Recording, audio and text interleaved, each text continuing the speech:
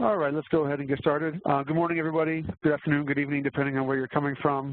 This morning, my name is Len Thompson. I'm the Community Manager for the CA Workload Automation community. Welcome to our latest Workload Automation DE webcast, which will cover what's new in the R12 Service Pack 2 release. Before I hand things over to Ravi for the presentation, just a reminder that if you have questions along the way, please use the Q&A box in the lower right of the screen. If you don't see that box right now, just click on the question mark icon in the upper right, and it will open up for you. And with that, we can go ahead and get started. So take it away, Ravi. Yeah, thank you, Thompson. Good morning, all. My name is Ravi Kiran Kunduri, and I am the new product owner for Workload Automation D-Series. So today I'm going to talk about what's new in Workload Automation DE R12 SP2 release. So let us go through that. So this release has introduced some new improvements and enhancements to the existing features. So let me talk about the previous release, R12 SP1. So as you all know, we have introduced the web client support from R12 SP1. So it was released in September 2016, and we have got some really good feedback on the web UI and a few enhancements requests. So we started planning for the SP2 after that, and we have released this SP2 release in June 28, 2017. So it will have the enhancements on top of the web UI as well as other components like server and desktop client. So this is the agenda for today. The overview, so what's new in this new release, and if there are any questions. So I have divided this presentation into three things. So in the first part, I'm going to talk more about what are the new things that we have introduced in web UI, and in the second part, I'm going to talk about what are the new things that have been added in desktop client or server-side functionality, and in the third part, I'm going to talk about some new additional features that have added a new component altogether. So okay, so till R12 SP1 release, we were able to monitor and define and process the workload from the web client. And in R12 SP2, we have started with adding the support for user management.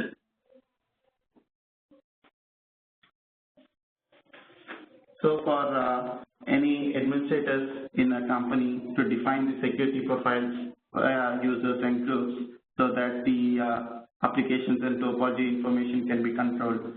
So the web client has been enhanced to add the support for users and groups as of now, so that all the permissions and all the access control can be controlled using web client itself by administrators. So let us go through. So if you see in the top image, you'll see that there is an admin perspective, and on clicking a drop-down button, now you will see a new option called as users. So this users is something that the same concept as that in desktop client. So here you can create, list, update, and delete all the users from the web client admin perspective as well. So if you see the next image, it shows about the list of users, and as of now we are only displaying the user ID and the username. So it will be similar to what kind of a user it is, and under description to the user. So it is going to talk about more of the users groups and all those things.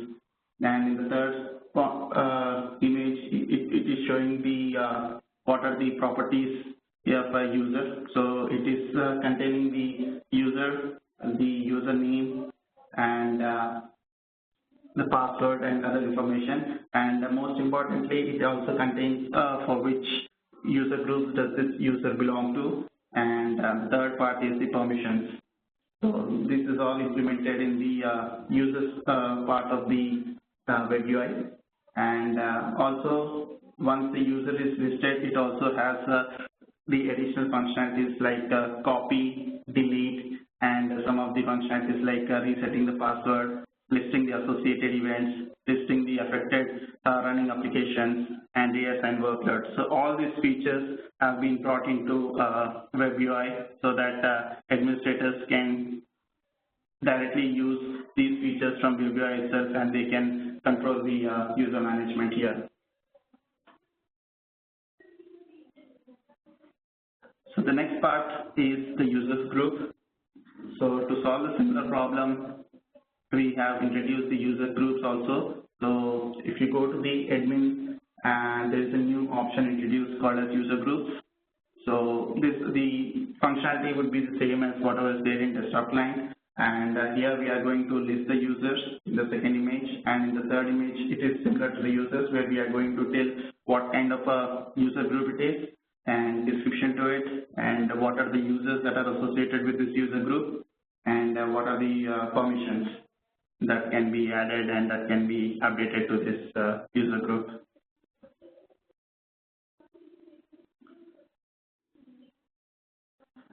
So the next feature that we have added is the support for managing resources.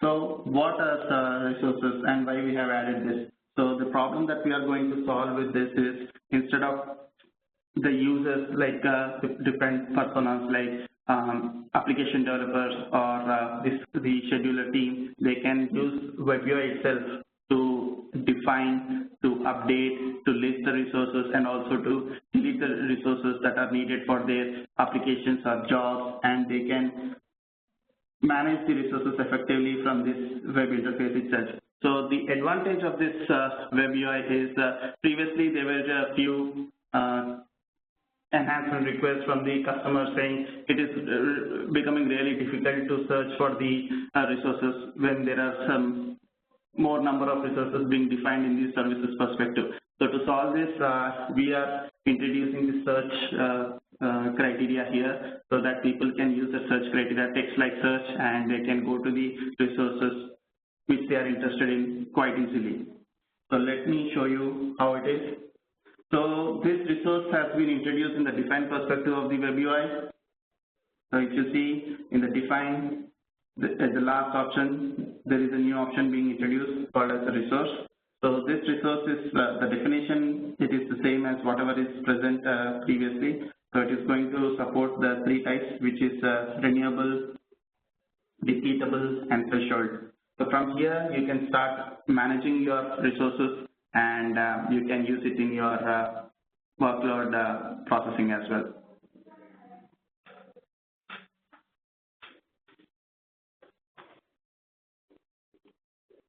So the next new feature that we have introduced in web client only is the external dependencies of a job.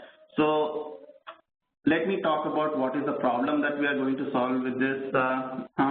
Generally, we were talking to a few of our esteemed customers, and there were a few enhancement requests coming from them suggesting that they would like to have a better view of the externals, better management of the external dependencies between applications. So we have categorized into this feature into two things. One is whenever there is a job being updated which is having some external dependencies, then we are going to show you the external jobs that are linked to this particular job. That is one part. And the second part is we are also showing you a graphical representation of the external dependencies of a running application generation. So in the first section, I'm going to talk about what kind of external dependencies of a job we are going to show. So the first part is implemented in the defined perspective of the web UI. So here, if you try to modify any job, let us say you are defining an application, like one of the persona application developer is defining a new application, and there is a requirement to him that he needs to upload the application, and after some time there is a request suggesting to change the name of the job. Now he wants to know as to what are the dependent jobs that are going to have effect on once I update this job.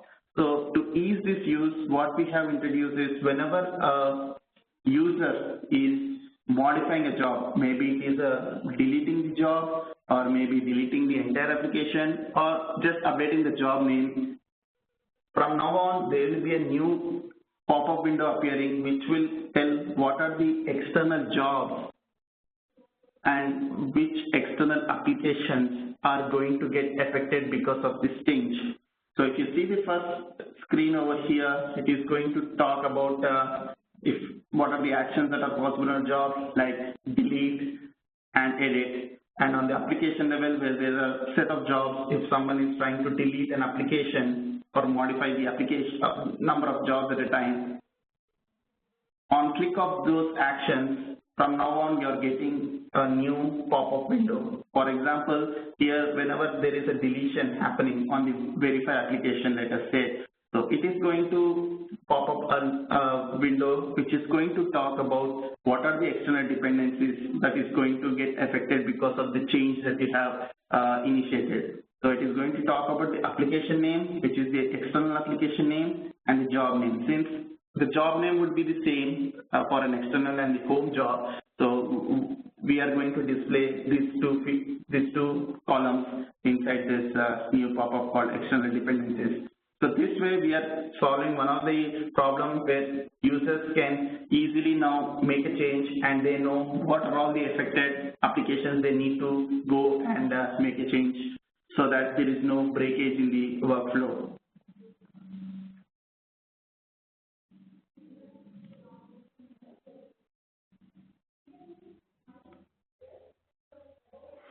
Okay, now I'm going to talk about the second part of this external dependencies. So as I said, now there is a requirement on the monitor side that I need to know what are all the jobs that are going to be dependent on a particular selected job. So as of now, in the previous releases, people, developers or users or operators, they have to manually go through and look at what are all the jobs that are getting affected because of this new job which is being introduced or which is being waiting or which has failed. So to solve this problem, what we have done is we have introduced a new option in web client in a monitor perspective, which is going to graphically represent what are all the dependencies that this job is having. So let me take you through that.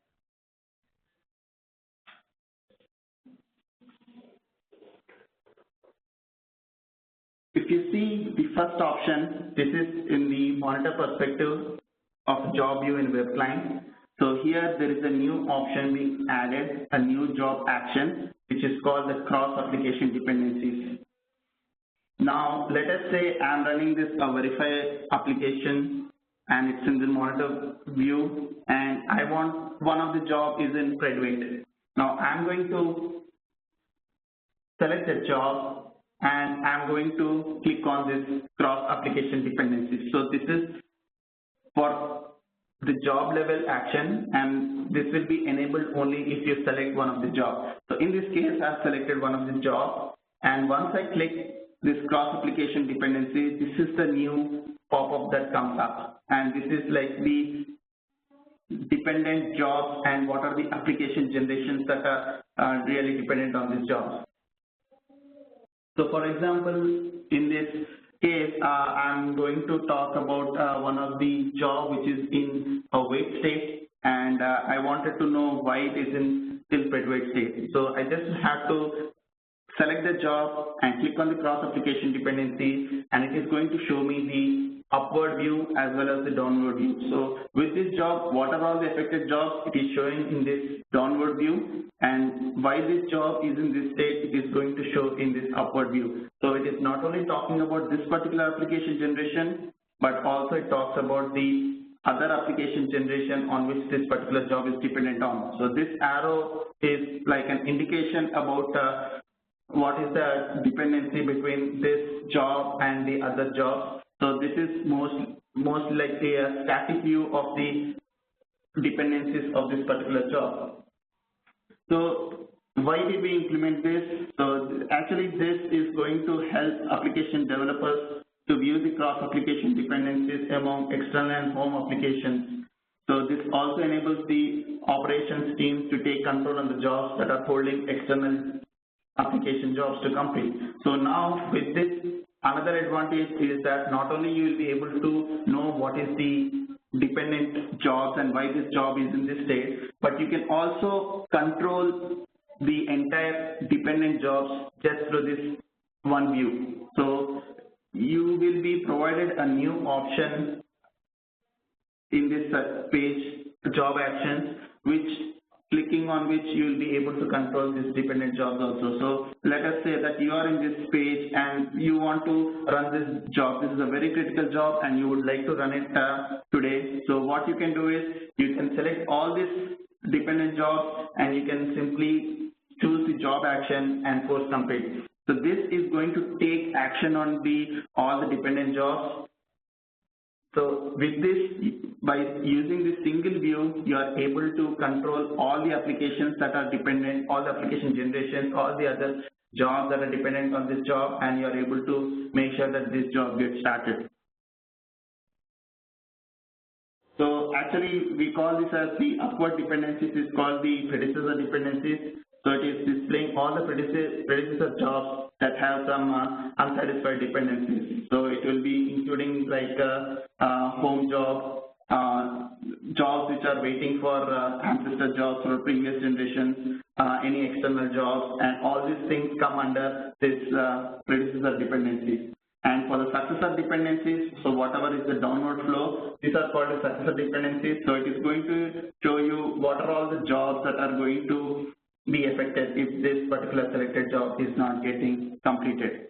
So with this, a single view, we are able to show what are all the jobs that are going to get affected, and using the single view, you will be able to control the entire flow so that your critical job can get started. So the cross-application dependencies is actually shows dependencies for the states like spread weight, external weight, job ancestor weight, application weight, and sub-application weight. So as of now, the view would be a static view, and whatever actions you are going to take, these are going to get affected in the background, and all the dependent jobs are going to get completed, or they are going to get force completed, or based on your action, everything gets affected in the background. So you just need to return back to the application generations so that you can see what is the current view of those jobs.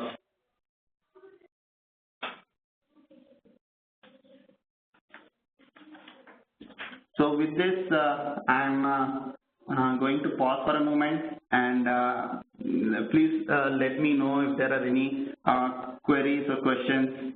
You can use the chat window so that you can ask us if there are any questions till the features that we have covered till now.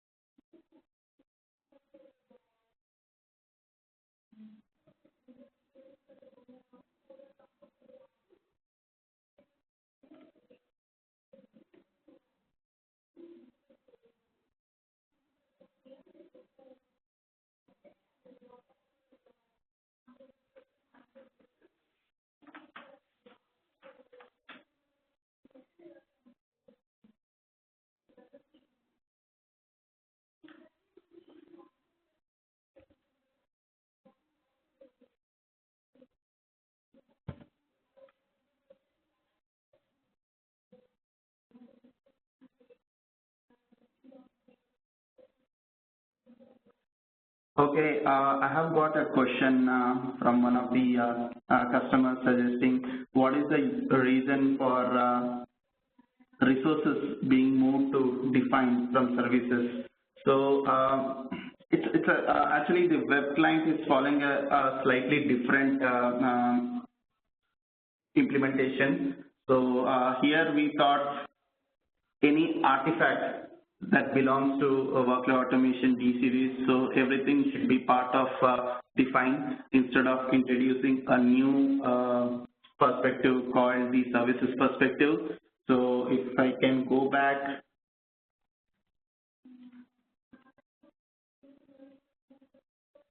Okay, so here we have worked upon this, and we thought in this latest modern web UI, we will try to minimize the number of perspectives so that it would be easy for the users to navigate. So for this reason only, whatever artifacts I would call like applications, events, alerts, calendars, global variables, JavaScripts, or resources. So these are all like the valid artifacts of D-series product.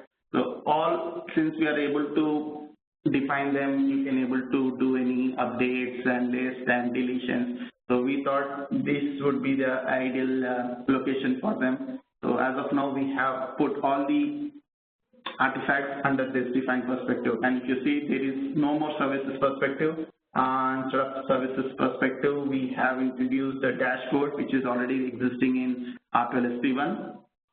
So we have monitor, where you can monitor the jobs and applications.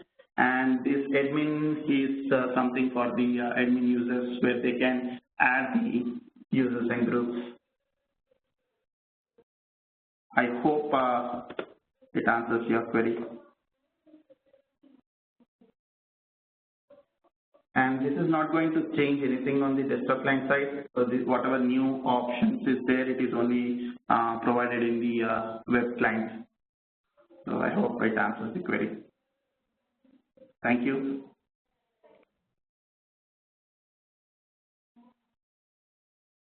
Okay, so let me proceed to the next topic. So Adhoc job simulation and insertion. So we have been getting a few other requests from our customers suggesting can we redesign our whole concept of inserting jobs in a monitor perspective for an application generation. So we have thought about it, and we have come up with this option called as Adhoc job insertion at runtime in any application generation.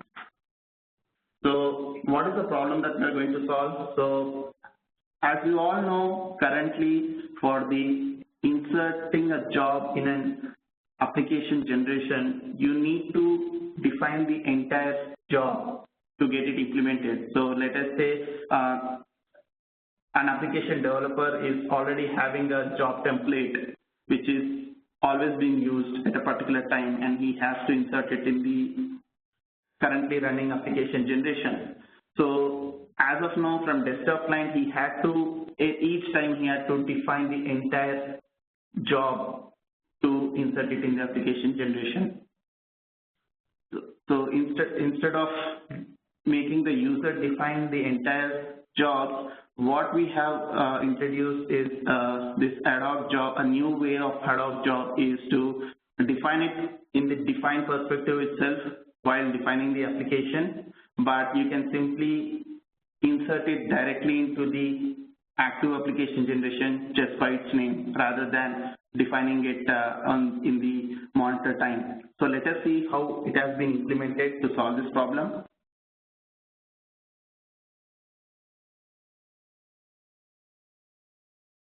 Okay, so in the define application view, for any job that you open in web UI in SP2, you will now see a new option, do not run.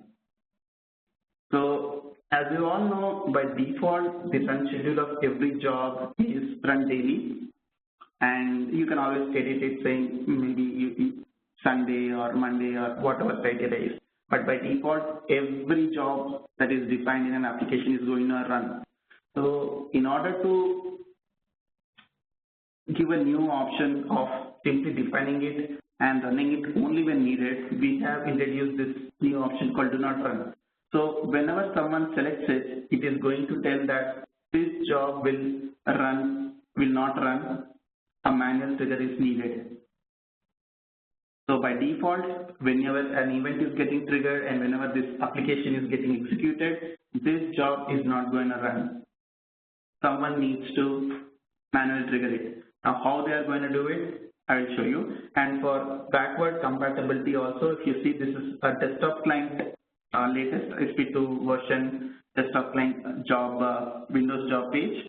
And here also, if you see, we have put the same option, so that since we have supporting this backward compatibility, even if customers or users have been defining this do not run jobs in web UI, even if they try to open it from the desktop client, this will be selected. So we preserve whatever users are selecting from the web client. So once you select it, once you upload it, now the application gets triggered, but this job will be missing. So how do you insert it? So in monitor view, we have introduced a new option called as insert non-selected jobs. So as the name indicates, my idea is to insert what are all the jobs that are missing from this particular application generation. Now there are two advantages of it. One thing is you can define a job which will not run at any particular time, at any particular day, using this not run option. That gets qualified here. Also, we are also qualifying those jobs which is not currently running, but they have a run schedule like some other day, like tomorrow, maybe Sunday, Monday. So this insert non-selected jobs is going to provide the list of all the jobs which are not currently running in this generation. It is only going to give you a table with the job names, something similar to this. So if you see, if you click on that, it is going to take you to this view. A new pop-up comes up, and there it is going to tell what is the job name and what is the job type. That's all. And here, based on the operations team requirement or the schedule requirement, you can select what are the jobs that you want to run it right now.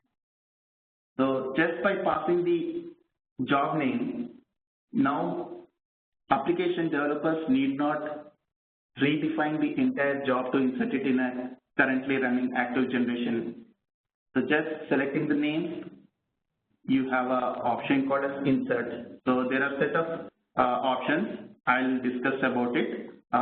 They just need to click on insert. So clicking on insert, it is going to get the job details from the application definition, whatever is the current application definition. So it is always going to take the active application definition. From there, it is going to take this job definition, and it is going to directly insert with all the predecessors and successor rules, whatever have been defined in the application definition. So that way, now the whole problem of each and every time defining the job is removed using this option. And the other options is simulate. So just in case you have some JavaScripts or any symbolics that are being used in this job definition, and you just want to know just before inserting this job whether the job is having any problems or not, you can always use the simulate button. So this simulate button would give you something like this. So in this case, I have selected like the 4 jobs, all the jobs. So it is going to tell me that since the simulation text comes, it is like an indication that there are no problems, everything is getting resolved, so you can go ahead and insert.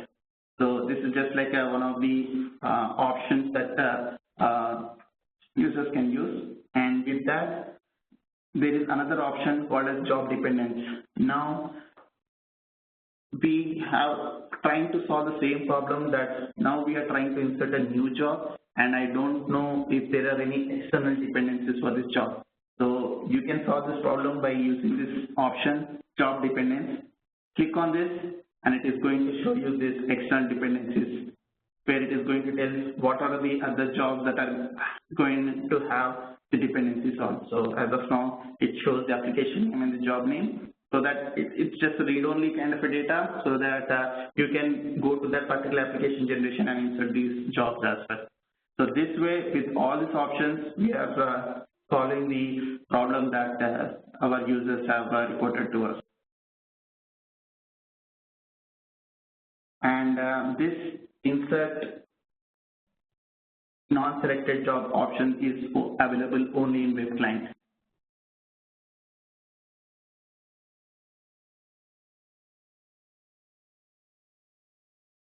And the next feature I'm going to talk about is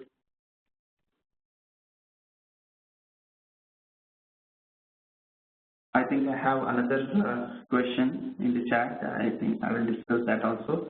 So one of the customers is asking, are the database tables for user management and group management same for Web UI? Actually, Web UI doesn't have any external database connected to it. So whatever database that server is running, it is using the same database, same tables. There is no new tables that Web UI is having, nothing new that we are adding in the schema of the workload automation, the product. It's all the same tables. It's just that whatever internal cache data is there, we are using our, it uses some REST calls and all those things to get the data, but there is no new tables being added. So that way, there are no change in the schema for the D with introducing this Web UI. I hope that answers the question.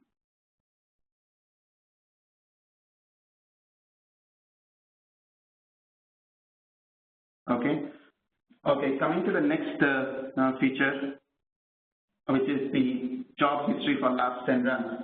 So the problem that we are solving with this feature is generally there are reports that we support in the desktop client, and there are some predefined reports that we support, but more frequently we get requests from customers that can you give a quick option to us wherein we can just see what are the runs of a particular job from the monitor perspective itself, instead of going to the reports and creating a new report template, changing the application name, changing the job name. Is there an easier way that you can provide it to us wherein I can test, where I can see what is the history of this particular job?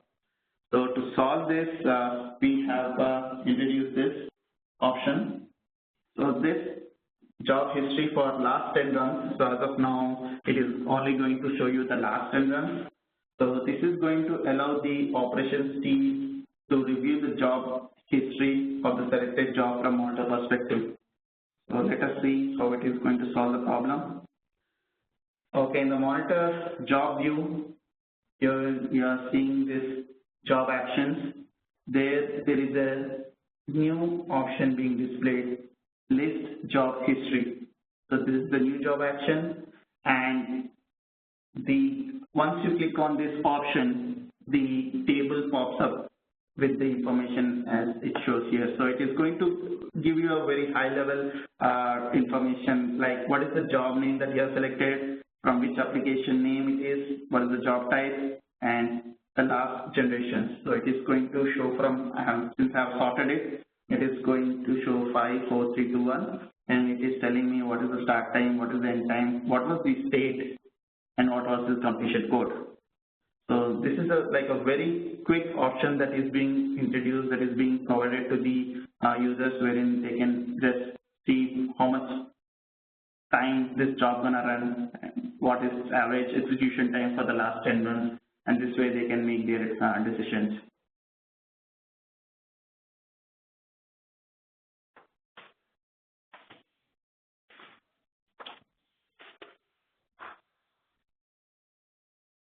So even this option is available only in web client monitor job view.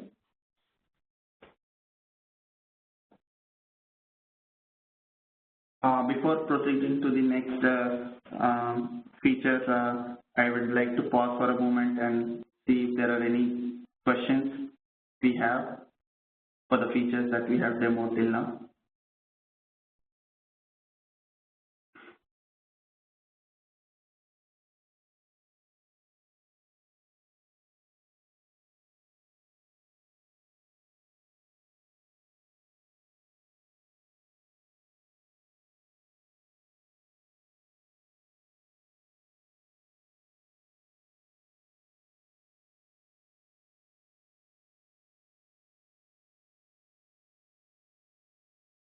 Okay, I will proceed further. So the next feature that I am going to talk about is the Spark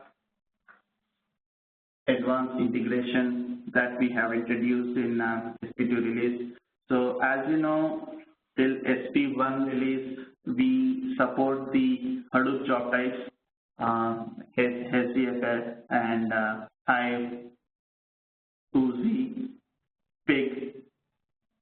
These are all the job types that are supported from both desktop client as well as web client. Now, we want to enrich the application developers to start using this Spark operations from the modern web interface. So this Spark feature is having like two parts.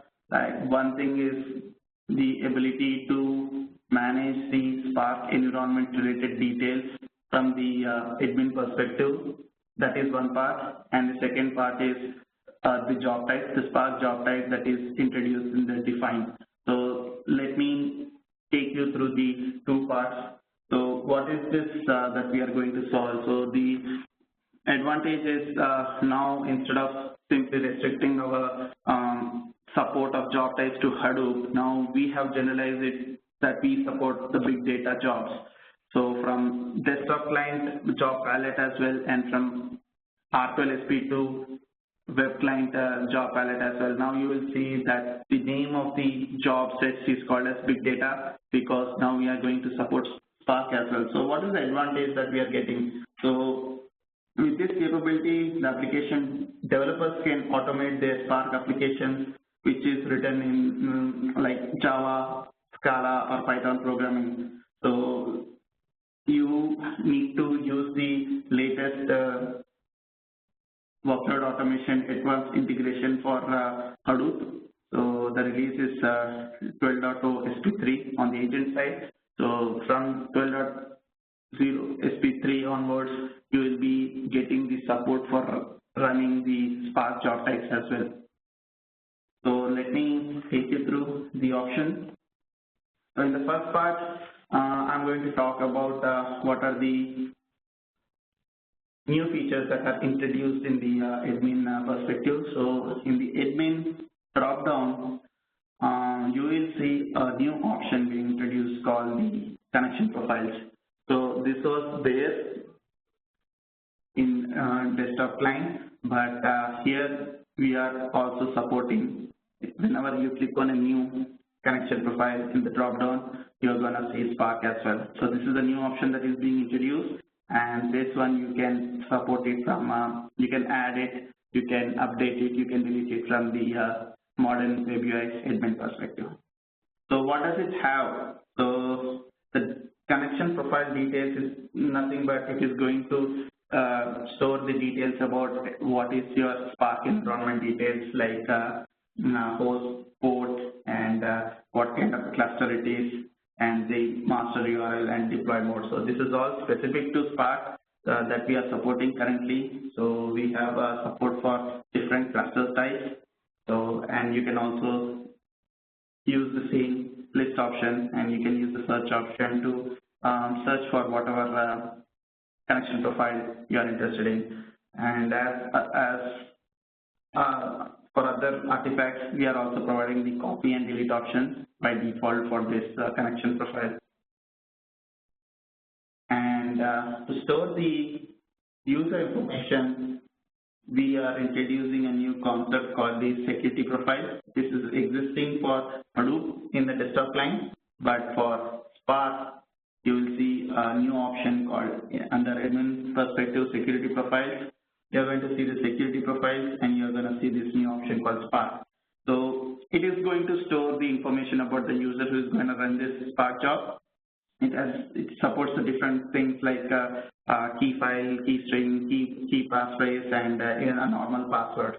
So all these are supported properties for this Spark security profile, and it also has the other functionalities like searching, copying, and deleting.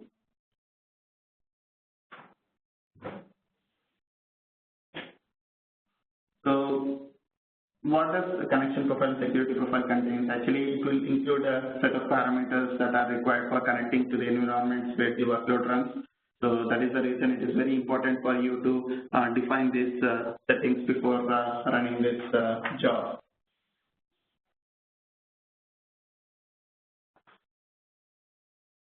So let me take you to the next part of this feature, which is the new job type that is introduced in the define perspective. So if you see, as I said, in the define application view, from now on you are going to see the job palette name as big data. So it already has a HDFS, Hive, Scoop, Big, and Uzi. And along with that, now you will see this new option called Spark. So this is how you are going to navigate to the big data. Instead of Hadoop, now you will see this big data option. So that is the change. And after this, the same functionalities as other job types is applicable for Spark as well. So once you open a Spark, it is going to talk about the job name and what are the connection profiles, what are the security profile being used, and this data is getting pulled from the admin perspective, whatever you have defined. And also it is going to talk about what is the program that you want to run and are there any parameters that are provided to this. This is mostly the Spark related job related functionality, like if there are any arguments, if there are any path variables or any special arguments that you want to pass, this is the area where you want to see. And the other common attributes like JavaScript, resources and everything is applicable as usual for Spark. Another beautiful feature that we have introduced in this Spark job type is the preview feature. So let me talk about this preview feature. So till now in Workload Automation DE, you were able to only simulate an event, and you were able to get the job details and application details at an event level, at an application level. But from Spark job type, you are going to have a simulate kind of a feature wherein based on the information that you have provided in this job page, actually clicking on this, it is going to form a command and it is going to get submitted to the agent, and agent is going to respond back suggesting whether the command that you have submitted is correct or not. So actually the entire job, whatever we have defined, is actually converted to a command kind of a thing like shown here, which agent runs. So even before submitting the job, and even before trying to run it and seeing whether it is going to work or not, the beauty of this feature is it is going to simulate it for you, and it is going to show you what is the command and if this is the actual command that you want to run. So this is how we have eased the use of application developers so that they don't need to depend on running the job. Instead, simply use the preview and you will see the command that will be shown to you.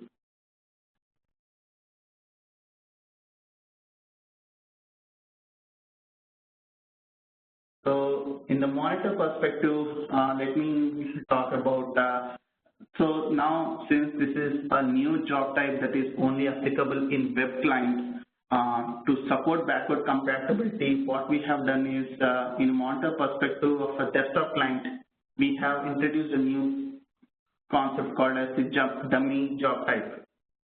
So what does this mean? Actually, in SB2, since Spark is a new job type that is being introduced, and if you try to run it from web clients and maybe you want to view it from the desktop client, so we want users to see the details of these unsupported job types. So we call all this unsupported job types as dummy job types. So this is the icon. If you see, these are all the Spark jobs that are being run on my desktop client, the latest desktop client. And if you right click on it, you are going to have some of the common actions exposed. Like you can still control the job. Let us say it's already in some waiting condition, you can always go and do a force complete on it. You can bypass the job. So these are few of the commands that will be supported for these kind of job types. So user can also do this job variable dependencies, evaluate variable dependencies and things. So these all functionalities are going to work fine in desktop client, and all the job specific commands along with these commands are going to work fine in web client as well. So this is how we are preserving the backward compatibility so that users don't need to worry about what is going to happen for this kind of unsupported job types. So everything is taken care. You can monitor from wherever you want. You can use desktop client as well as you can use the web client as well. So insert and reset kind of actions needs to be given from the web client itself, because those are specific to job type, specific commands, because it displays the job information, everything. So here you will not be able to see those things. You should be using the web client to do the insert, reset, or maybe canceling a currently running Spark job type. So with this, the portion of new features and enhancements introduced in web client is done. So the next part that I'm going to talk about is the enhancements that are being added in desktop client.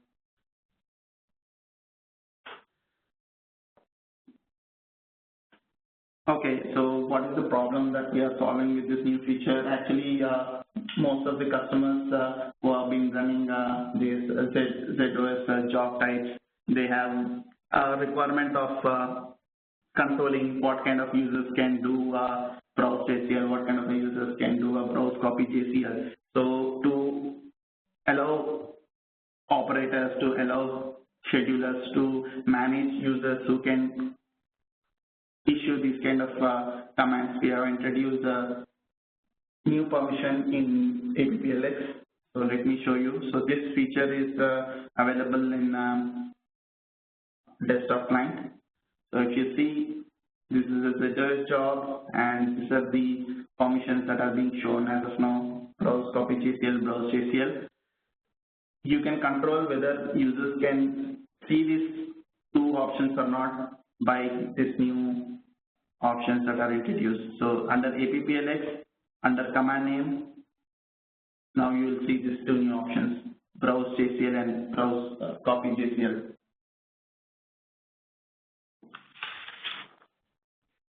So once you select it, you can either say allow or deny, and based on this, this feature will be, if it is allowed for a user, then that user can see this option, and if it is a deny, then that user will not be able to see these options at all. So for him, this BrowseCopyJCL or BrowseJCL, whatever permission you are defining from here, it will be valid only if he is having a allow permission over there. So this way, we are going to solve the problem wherein users can control who can issue this command and who cannot.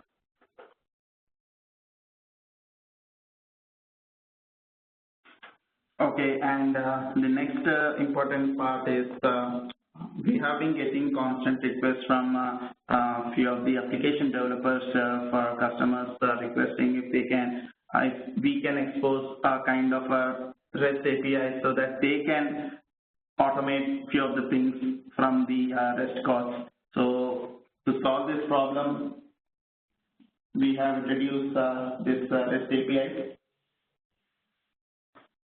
So what is the importance of this REST API? Actually, these public RESTful web services can help programmatically define few of the jobs, and it can also control the events. They can also get the job information through these calls instead of waiting for any client to install and to connect to the server and to view from there. Instead of doing all this, now they can use this REST API calls to simply call an API and to get the data in the JSON format. So let me talk about it.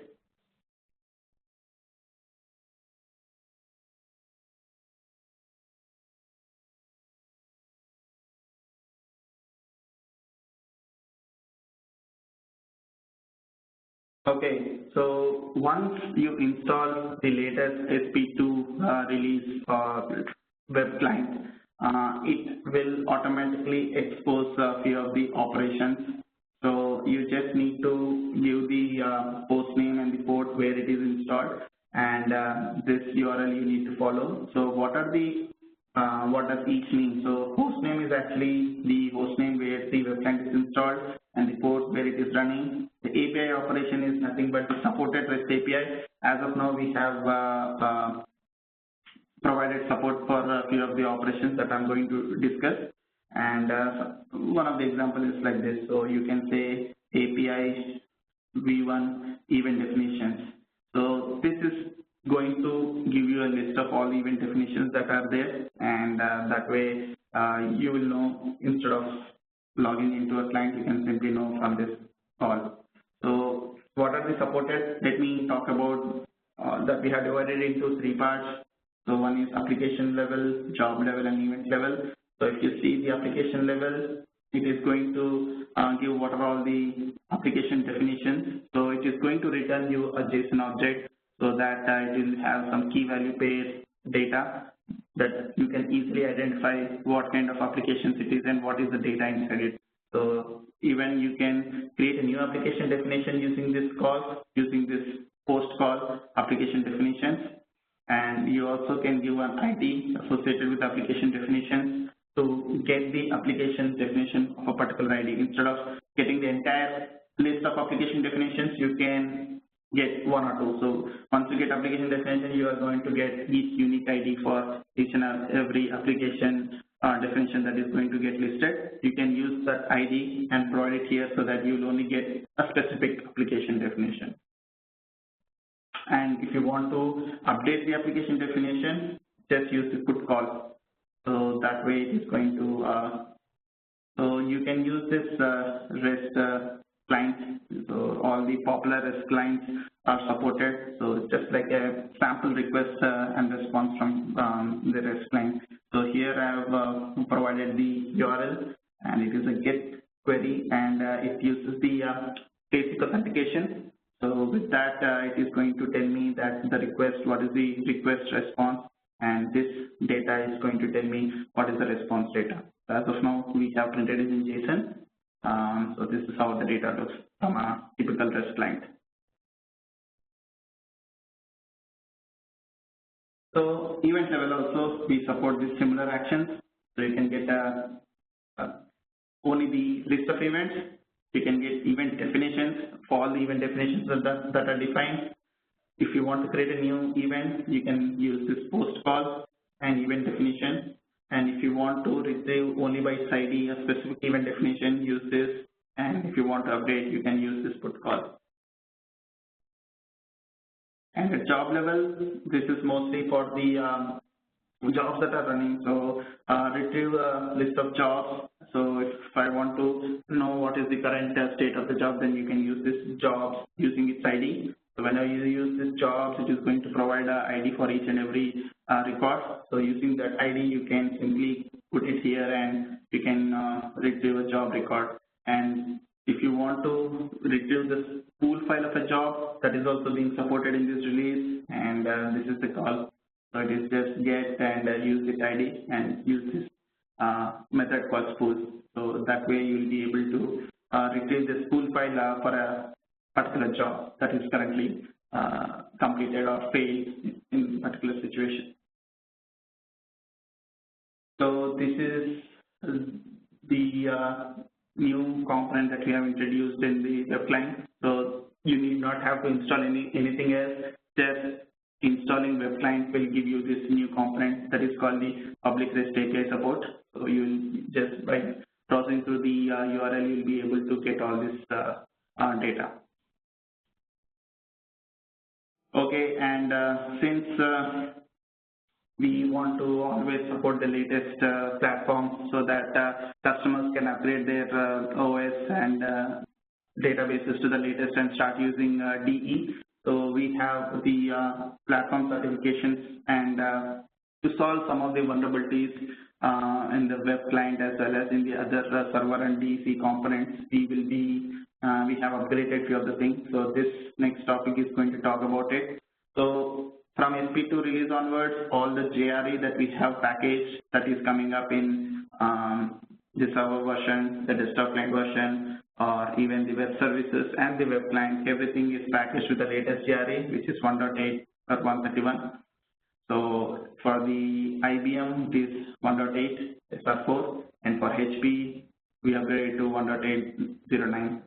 And for the Tomcat application server that is being used in web UI as well as the web services, we have the upgraded Tomcat to 8.5.14. And not only upgrading this Tomcat, we have also solved many of the vulnerabilities that are getting affected by default Tomcat settings, like the server.xml file, the cipher suits and all those things. So all those things have been taken care, and you will not be affected by any of the vulnerabilities with the Tomcat web server or our application as well. So everything has been taken care. And as you know that we embed Postgres database as well as the server. So even that is being updated to 9.6.2, so that you will get a better they have introduced a new client to view the tables, review the data, so you can start using it so that you can use the latest features that are introduced there. And what are the new OS that we are supporting? So we have certified against the AX 7.2, RHEL 7, and Windows 2016. So the installer supports, as of now, we have removed the support for 32-bit, and as of now, we are supporting all 64-bit platform. And the system agent that we are packaging is 11.3 SP7. So this is the latest in the market, and we are supporting the latest release. So you can always visit our DocOps page, and you can use this Workload Automation DE. It is going to talk about what are the new features that have been introduced, what is the release comparison between R12, SP1 and SP2, and 7.3 SP3. So please visit the DocOps page, and you will get more information about what are the new features that have been introduced. This concludes all the new features that have been introduced. So you can reach out to me anytime if you have any questions. So this is my email ID.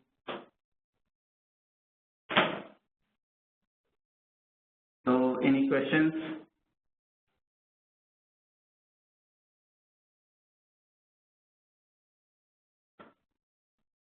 I don't see any more coming in. So if we're done for the day, I guess we can wrap things up. Thank you very much, Ravi.